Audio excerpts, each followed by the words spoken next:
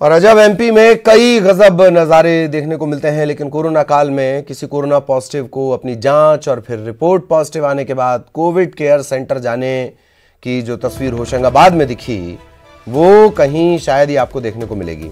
होशंगाबाद के रहने वाले निजी कंपनी में कार्यरत एक युवक ने अपनी बाइक पर वो पीपीई किट पहने जब वो होशंगाबाद की सड़क पर निकला तो लोग हैरत में पड़ गए। इसका वीडियो भी वायरल हो गया। कोरोना प्रोटोकॉल के लिहाज से किसी को स्वास्थ्य संबंधी परेशानी आने पर उसकी जांच होनी चाहिए, फिर पॉजिटिव होने पर उसे एम्बुलेंस द्वारा प्रोटोकॉल के लिहाज से कोविड केयर सेंटर भेजा जाना चाहिए।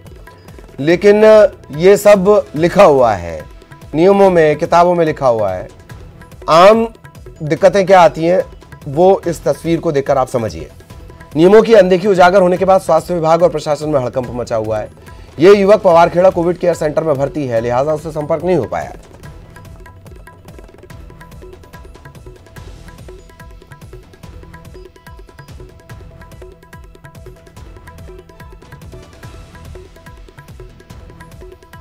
सहयोगी शैलेंद्र इस वक्त हमारे साथ जुड़े हुए हैं। शैलेंद्र, क्या कोई अपडेट इस पूरे मामले को लेकर? और ये तस्वीर वाकई चौंकाती है कि अगर आपको अपनी जांच करवानी है, कोविड केयर सेंटर जाना है, ये तमाम कवायद आपको खुद करनी पड़े, बेहद शर्मनाक। शैलेंद्र जी ललित, निश्चित तौर पर शर्मनाक है। होशंगाबाद में ये वाकया पेश आया था कल का ललित पूरा मामला है। एक तो जो युवक है वो होशंगाबाद का निवासी है, उसे सैंपल देने के लिए 2-3 मरतबा फीवर क्लिनिक जाना पड़ा और उसके सैंपल नहीं लिए गए। जैसे तैसे जाकर के उसने बुधनी जाकर अपना सैंपल दिया और सैंपल की रिपोर्ट पॉजिटिव आने पर उसे सलाह दे दी गई कि अब तुम कोविड केयर सेंटर चले जाओ। तो निश्चित तौर पर इस पूरे कोरोना काल में जो अजीब सी तस्वीरें देखने को मिली हैं, निहायत शर्मनाक तस्वीरें देखने को मिली हैं मरीजों को लेकर के। उनमें से एक तस्वीर ये होशंगाबाद में भी देखने को मिली है, जिसमें लापरवाही इस आलम तक है कि बुधनी का जो डिपार्टमेंट है, हेल्थ डिपार्टमेंट या दूसरे लोग जो कोरोना की सर्विस में लगे हुए हैं, वह कह रहे हैं कि होशंगाबाद का पेशेंट था, हमने जांच कर दी और उसे सलाह दी है। और होशंगाबाद का जो स्वास्थ्य महकमा है वह अब तक कह रहा है कि मामला चूंकि बुधनी में काउंट हुआ इसलिए वह पेशेंट हमारे यहाँ का नहीं है। बताइए, अब तक रजिस्ट्रेशन के नाम पर ही कोई जवाब नहीं है। बहुत बहुत शुक्रिया शैलेंद्र इस तमाम जानकारी के लिए। शैलेंद्र जो जानकारी दे रहे हैं वो घनघोर लापरवाही से भरी है। आपके पास रजिस्ट्रेशन का एक प्रॉपर डाटा नहीं है, फिर आप कह रहे हैं किल कोरोना किल। खबर भोपाल से, विवादों में जेल विभाग की प्रहरी भर्ती परीक्षा। भर्ती की रूल बुक में सिक्किम को भारत से अलग रखा गया। उम्मीदवार भारत का नागरिक हो या सिक्किम का। प्रजा रूल बुक, कांग्रेस ने यह मुद्दा उठाया है, भर्ती परीक्षा के नियमों का मुद्दा। कहा व्यापम सिक्किम को भारत का हिस्सा क्या नहीं मानता है। दोषी अधिकारियों पर देशद्रोह का केस दर्ज होना चाहिए।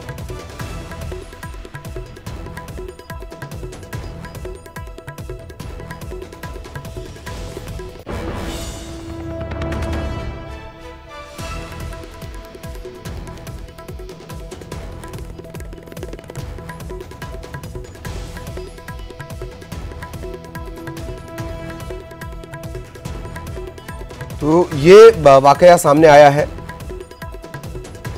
पुलिस भर्ती का मामला है। विवादों में जेल विभाग की प्रहरी भर्ती परीक्षा।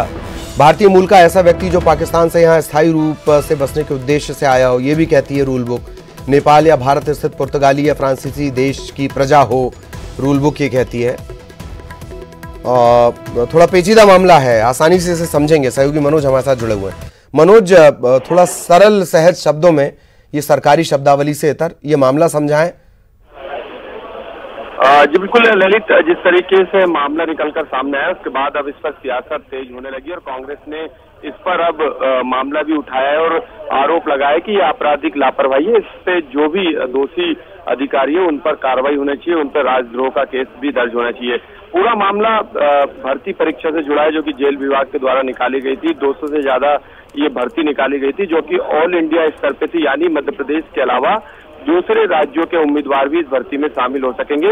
इसको लेके ऑनलाइन आवेदन भी शुरू हो गया, लेकिन दूसरी तरफ इस भर्ती की जो रूल बुक निकाली गई है परीक्षा को लेके, जो पात्रताएं इसमें शामिल की गई, उसमें जो मूल निवासी की जो पात्रता इसमें दी गई है उसमें ये पहला पॉइंट जो लिखा गया है ललित, उसमें लिखा गया है कि भारत का मूल निवासी होना चाहिए, यानी भारत का नागरिक होना चाहिए। लेकिन दूसरी तरफ उन्होंने सिक्किम के लिए अलग एक पॉइंट लिखा है, उसमें लिखा है कि सिक्किम की प्रजा होना चाहिए। तो ये यदि भारत का नागरिक होना चाहिए तो सिक्किम को लेकर अलग से इस पॉइंट को लिखने की क्या जरूरत थी।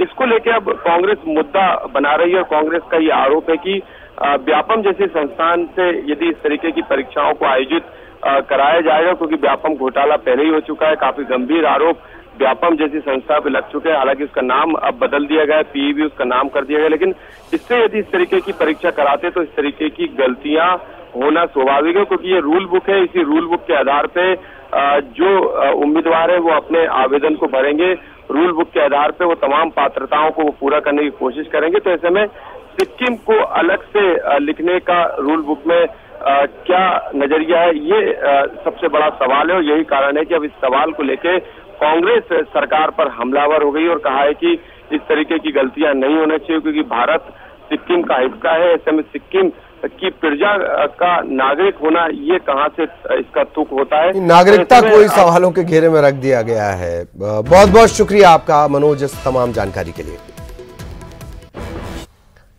खबर इंदौर से, कंप्यूटर बाबा के आश्रम को नोटिस देने पर सियासत गर्म हो गई है। कांग्रेस ने बदले की भावना से काम करने का आरोप लगा दिया है।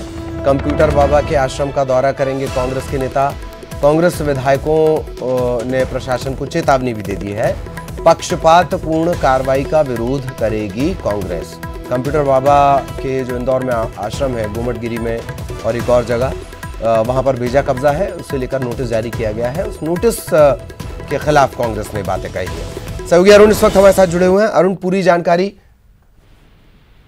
कंप्यूटर बाबा हैं जो राज्य मंत्री का दर्जा उनको मिला हुआ था कमलनाथ सरकार में, और कांग्रेस के वो करीबी माने जाते हैं। साथ ही दिग्विजय सिंह के वो काफी करीबी हैं, और उन्होंने ये लोकतंत्र बचाओ यात्रा यहाँ पे निकाली है बीजेपी सरकार के खिलाफ। और जो 27 सीटें जो खाली हुई हैं उपचुनाव के लिए, उन सीटों पर ज्यादा फोकस वो कर रहे हैं। कल उन्होंने सांवेर में भी लोकतंत्र बचाओ यात्रा की थी। इसी को लेकर बीजेपी नाराज है और बीजेपी ने उनके आश्रम को तोड़ने के लिए एक नोटिस जारी किया है कि आपने जो आश्रम है उसकी परमिशन नहीं ली है बनाने की। साथ ही जो पहाड़ पे जो जमीन है वो भी सरकारी है।